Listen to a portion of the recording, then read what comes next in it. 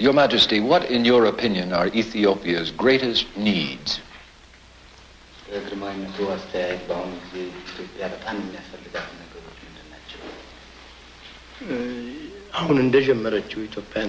We have already begun the program most essential for Ethiopia.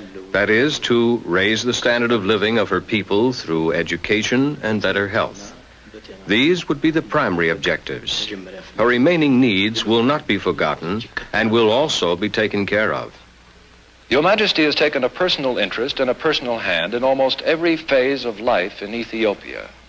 But does Your Majesty not sometimes grow weary and perhaps feel that this is all too much work for one man? This is really not significant.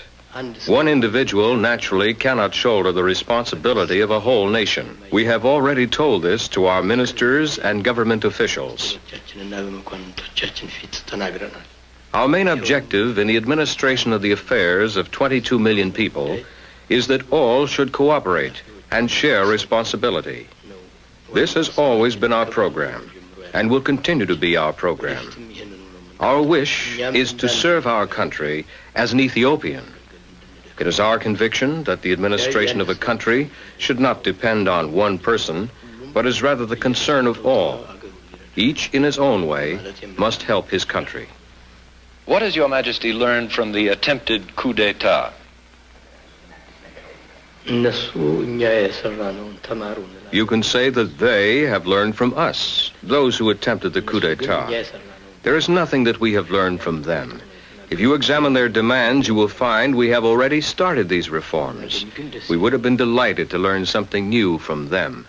Does Your Majesty see Ethiopia emerging as a leader, or perhaps even the leader of Africa?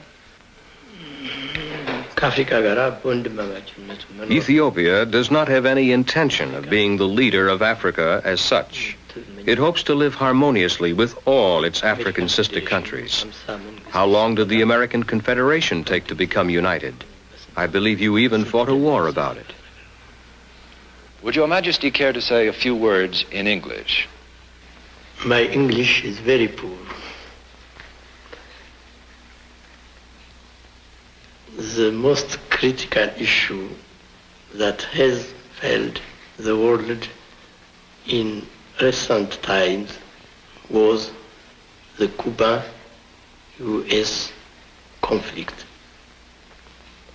The statesmanship and wisdom of Prime Minister Khrushchev has greatly helped to ease the situation. We'd like to take the opportunity to congratulate both President Kennedy and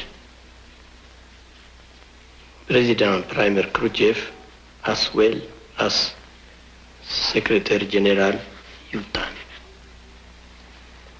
Thank you very much, Your Majesty.